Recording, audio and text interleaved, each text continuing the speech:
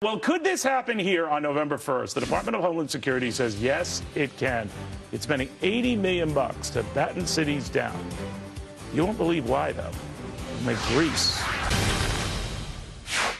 November 1st could be a very, very, iffy kind of a day. And I'm not just talking about what many in the Catholic Church view as All Saints Day. This could be all hell breaks loose day. The Department of Homeland Security is spending $80 million on a raft of armed guards to protect the IRS and other government buildings in New York. Not from terrorist threats, mind you, but from American citizens, because on November 1st, the food stamp program is set to start decreasing the amount that is allocated to food stamp recipients. Not all, but a good many, and they're worried that violence will ensue. TeaParty.net chief strategist Niger Innes says, like Greece, violence is a serious concern when entitlements are threatened. And Niger, I guess they're preparing for the worst. Should they be? Well, this is really frightening. I mean, we are on a slow march to becoming Greece. You know, what this says more than anything is that when you have nearly 50 million Americans on food stamps that are forced to be on food stamps because of a miserable economy that big government is strangling, then you have a situation where it's obvious what government can give to you, government can take away. But you know what's odd about this, Niger, is no one is having anything taken away at this point. Some might see the allocation of their food stamps rearranged, reprioritized, reduced very slightly, but nothing at this point that just strips the stamps from them.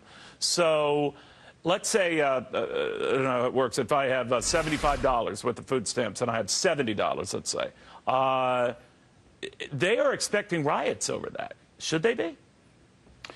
Well, you know, I don't know that they should expect riots this cycle. But if we do not radically change our economy and revamp our economy so that those 50 million people, nearly 50 million people, have an opportunity to be liberated from food stamps, forget $75 versus $70 versus $65. Right. What these people need is economic opportunity and a good job so they can put food on their own table. You know, Neil, the slaves had food stamps, too. It was called scraps from Massa's table. And we have a crisis within our country right now when you have the 50 million people, nearly the entire West Coast, three states on the West Coast of the United States, on food stamps. That's the real outrage, and that's the real crisis. To say nothing of about 100 million Americans who get some sort of food assistance. Now, I'm not begrudging the fact that there are some who genuinely need that help, and we should help them.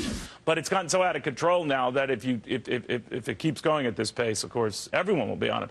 But that begs the next question, whether we've become such an entitlement society and such an entitlement-expected society that when they're even slightly curbed, well, we heard it from Richard Trump at the AFL-CIO when it comes to addressing even the growth of entitlements.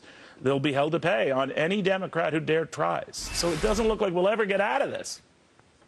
And we have to get out of this. I mean, we are on a slow march to being Western Europe, a socialized Western Europe, big government state where people have not only on entitlements, but have an entitlement mentality. And I'm not blaming the people that want these entitlements or in many cases might even be addicted to these entitlements. I'm saying they are victims and need to be liberated. Look, most of these folk that I talk to every day, they don't want to be on welfare. They don't want to be forced to be in a predicament where they have to use food stamps or food assistance. They want a good job. So we need to liberate this economy so that we can revive this economy to provide jobs, you know, take the boot off the private sector so that the private sector can do what it does best, which is create economic opportunity, not just jobs, but economic opportunity for people that might want to be entrepreneurs and provide jobs. Yeah, you gotta give people that opportunity without, you know, indenturing them to these programs. Niger, thank you very, very much. Thank you, Neil.